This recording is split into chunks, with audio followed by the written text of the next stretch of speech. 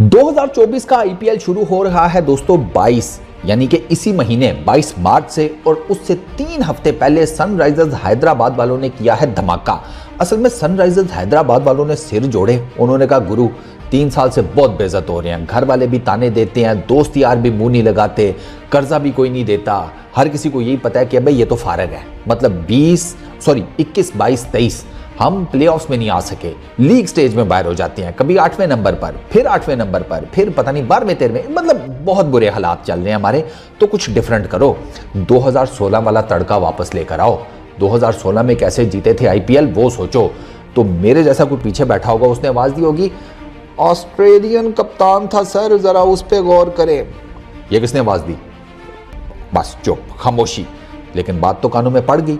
तो फिर सोचा, फिर पूछा कि हाँ भाई कप्तान कौन था 2016 में? उसने कहा डेविड वार्नर।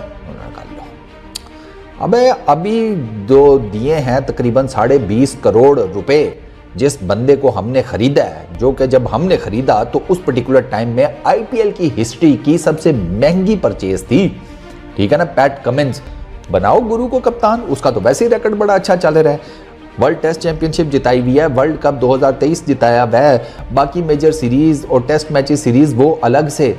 तो बनाओ उसको कप्तान, देख क्या रहे हो भाई। और उसने वर्ल्ड टेस्ट चैंपियनशिप में और ये जो 2023 का वर्ल्ड कप है उसमें उसने इंडिया को हराया हुआ था।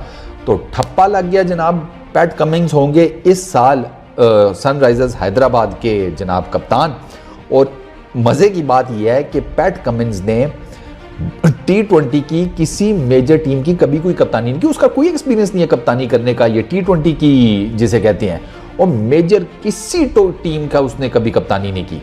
बाकी तो छोड़ ही देना, क्या मैं कहता हूं कि किसी छोटे लेवल बड़े लेवल पैट कमिंस का कोई चक्कर नहीं है। उसकी कप्तानी का भी ये पहले ही इम्तिहान है, और उसने कप्तानी लिया एडन मार्कम से, क्योंकि मार्कम का तो पिछला सीजन बड़ल दबड़दूस था भाई। पता नहीं, उसने तो मेरा ख्याल है 120-30 रन बनाए थे, एवरेज भी कोई खास नहीं, ना स्ट्राइक रेट था। अच्छा, अब पैट कमिंस के पास ऑप्शंस क्या हैं? मोटे मोटे प्लेयर्स जो कि मैं कहता हूं कि वो तगड़े किस्म के ना, उसके यूं कह लें सपोर्ट सिस्टम साबित हो सकते हैं। उसमें मैं आपको नाम बताता हूं। एक तो उसका फेलो बैट्समैन, वर्ल्ड कप का हीरो उनका फाइनल का, ट्रेविस हेड, वो उसके पास है। उसके पास हसारंगा है, उसके पास हेनरिक क्लासन है, वो साउथ अफ्रीकन, ठीक है। अच्छा, उसके बाद फिर फजले हक फारूकी है, उसके पास जैनसन है, वो लंबा, हाँ वो वाला।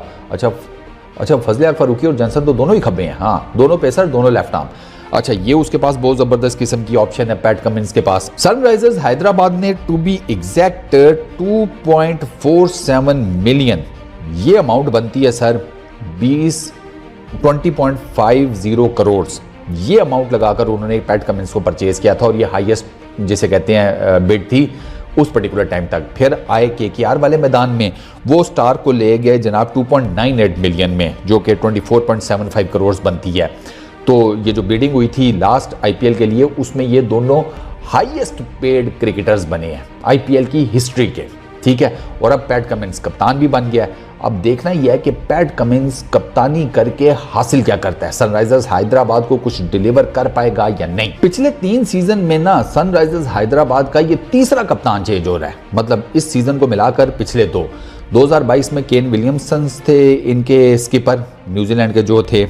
अच्छा, उसके बाद फिर एडन मार्करम आए 2023 में, वो भी कुछ नहीं कर सका, बल्कि उसका तो बिल्कुल ही बुरा हाल था। 4 मैचेस उसने टोटल जितवाए टीम को 14 में से, ठीक है। और वो स्टार्ट में मैंने कहा था 129 उसका था स्ट्राइक रेट, टोटल उसने जो रन्स किए थे ना 248 थे मार्करम ने। तो उसका भी बिल्कुल ही जिसे कहते हैं ना बेड़ा गर्क हुआ पड़ा हुआ था, और जिसे कहते हैं टीम भी बिल्कुल दाबड़दूस। अच्छा, यहाँ पर ना मैं आपको एक और मजे की बात बताता हूँ। एडन मार्करम वो सनराइजर्स हैदराबाद के लिए तो कुछ नहीं कर सके, ठीक है, लेकिन पिछले 2 सीजन, ये मैं बात कर रहा हूँ 2022 और 2023 की, ऐसे 20 के अंदर सनराइजर्स ईस्टर्न केप ये टीम इसको लीड कर रहे हैं एडन मार्करम। और भाई साहब दोनों सीजन्स इस बंदे की कप्तानी में इसकी टीम जीती है। कैसा मतलब आईपीएल में दाबड़दूस, ऐसे 20 में भाई साहब 2 लगातार सीजन्स, ठीक। तो अब 2022 और 2023 का अब देखना ये है कि ये जो जिसे कहते हैं मंगल आ गया है सनराइजर्स हैदराबाद के ऊपर, ये चेंज होगा या नहीं। अच्छा, एक और चीज़ आपको बताऊं, सनराइजर्स हैदराबाद वालों ने अपना हेड कोच भी चेंज कर दिया। उन्होंने अब हेड कोच बनाया है न्यूजीलैंड के left arm spinner Daniel Vettori को। डैनियल विटोरी रिप्लेस करेंगे ब्रायन लारा को। अच्छा, ब्रायन लारा ने रिप्लेस किया था टॉम मूडी को। यस, तो ये तीसरा कोच है इनका। यूं कह लें कि कोच भी इन्होंने चेंज किया, प्लस इन्होंने अपना बॉलिंग कोच भी चेंज कर दिया सनराइजर्स हैदराबाद वालों ने। इनका प्रीवियस बॉलिंग कोच वो डेल स्टेन थे, अब इनके जो बॉलिंग कोच है वो भी एक न्यूजीलैंडर हैं या कीवी हैं, और वो थे जेम्स फ्रैंकलिन। आपको याद होगा वो left arm pace bowler New Zealand का जेम्स फ्रैंकलिन, तो वो इनके अब बॉलिंग कोच होंगे। तो ये दोस्तों सारा है मामला सनराइजर्स हैदराबाद का। अब देखते हैं कि यार उन्होंने कप्तान चेंज कर लिया, हेड कोच चेंज कर लिया, बॉलिंग कोच चेंज कर लिया, टीम शीम का कम्बिनेशन भी काफ़ी उन्होंने वो चेंज करना है इस दफ़ा, डेफिनेटली करेंगे। काफ़ी नए प्लेयर्स उन्होंने लिए हैं, तो ये सब कुछ इस फ्रेंचाइज के लिए लकी साबित होगा या नहीं, ये तो आईपीएल शुरू होगा तो पता चलेगा। बस इस वीडियो में इतनी, अपना बहुत ख्याल रखिएगा। नेक्स्ट वीडियो में मुलाकात होगी। Peace out.